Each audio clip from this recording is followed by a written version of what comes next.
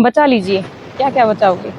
घर बचाओगे, जंगल बचाओगे, या रोजी रोटी के साधन यानी जो छोटी छोटी दुकानें या रेडियां लगा रखी हैं वो बचाओगे, या फिर शिक्षा वाले स्कूल बचाओगे? क्या क्या बचाओगे? सब पे बुलडोजर चलने वाला है, आप पर भी। पेड़ कटे जंगल मिटे, पेड़ कटे जंगल मिटे, जीवन खोने का हुआ एहसास, जीव जंतु सब हैरान हैं मानव देख के तेरा विकास। नमस्कार, मैं हूँ वर्षा यादव। कैसे हैं आप सब? उम्मीद करती हूँ अच्छे ही होंगे। आज का हमारा टॉपिक है जिस पर हम बात करने वाले हैं, सरकारी स्कूलों पर लगातार अपडेट आ रहे हैं और बताया जा रहा है कि सरकारी स्कूलों में बच्चों की संख्या कम होने के कारण उन्हें बंद किया जा रहा है।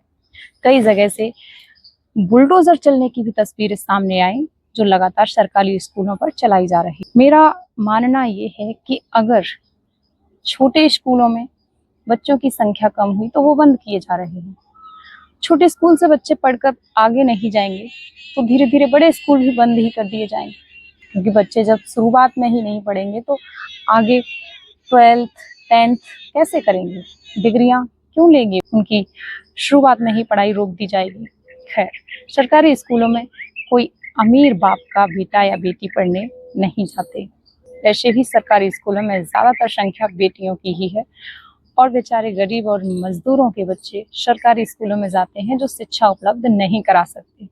सरकार को इन सब चीज़ों पर ध्यान नहीं देना है, बस उसे लगता है कि एजुकेशन पर जो सरकारी स्कूल हैं उन पर व्यर्थ में खर्च हो रहा है, उसे रोकना चाहिए। मुझे लगता है कि पहले जंगल काटने से रोका गया सरकार, क्योंकि जंगल काटकर वहाँ पे जो विकास हो रहा था, शायद सरकार के पास अब जमीन नहीं है। अब सरकारी स्कूलों को हटाकर वहाँ विकास होगा, क्योंकि सरकार गरीब है, पैसा भी नहीं है। नेताओं को सैलरी देने के लिए जरूर पैसा है, नेता कुछ भी बयानबाजी करें, कुछ भी अय्याशी करें, लेकिन फिर भी ना उनके मकान छोटे किए जाएंगे और ना ही उनकी सैलरी में कोई कटौती की जाएगी। जो भी होगा वो गरीब लोगों के साथ होगा, गरीब जनता के साथ होगा, और एजुकेशन के साथ तो होना ही है, शिक्षा के साथ तो खिलवाड़ इनको करनी ही है। ये इनका सिंपल सा फंडा। मैं ये सोचकर हैरान हूँ कि सरकार ने ये प्लान कैसे बना लिया कि सरकारी स्कूलों को बंद कर दिया जाए या मर्ज कर दिया जाए, जिससे कुछ अच्छा हो जाए। यहाँ पे वैसे भी एजुकेशन की कोई वैल्यू नहीं है। मुझे लगता है कि सरकार इस बात पर ठन के अड़ी हुई है कि बचा लो, क्या क्या बचाओगे?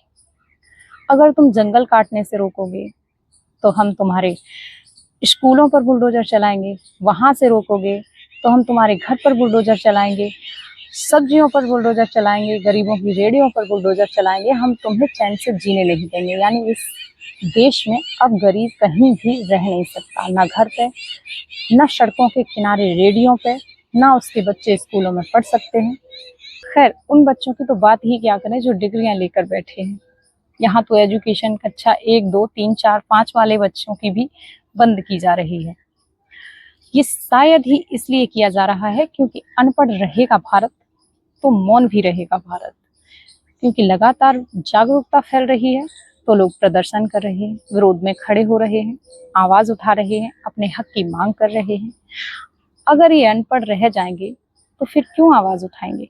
सत्ता चलेगी, अपनी मनमानी चलेगी, सरकारों का बोलबाला रहेगा और जनता रैलियों में अपना बोलबाला दिखाएगी, क्योंकि उसे ये जागरूकता ही नहीं होगी, उसे ये ज्ञान ही नहीं होगा कि हमारे साथ हो क्या रहा है। पढ़े लिखे लोगों से तो वैसे भी सबको डर ही लगता है, खासकर नेताओं को, क्योंकि उनकी सत्ता पर जो भारी पड़ जाता है। अजीब खेल खेलती है सरकार भी ना। कभी आवास विकास योजना चलाकर गरीबों को मकान देती है तो कभी आधी रात को नोटिस के साथ ही बुलडोजर जारी करके उनके मकान तोड़वा देती है। कभी नोटिस के साथ बुलडोजर स्कूलों पर पहुंच जाता है तो कभी पशु पक्षी और जीव जंतुओं के आशियाने यानी पेड़ पौधों पर पहुंच जाता है। ये आधी रात को ही क्यों होता है? क्योंकि लोग जाग नहीं रहे हैं। लोग तो दिन में भी वैसे भी सोए हुए हैं भाई।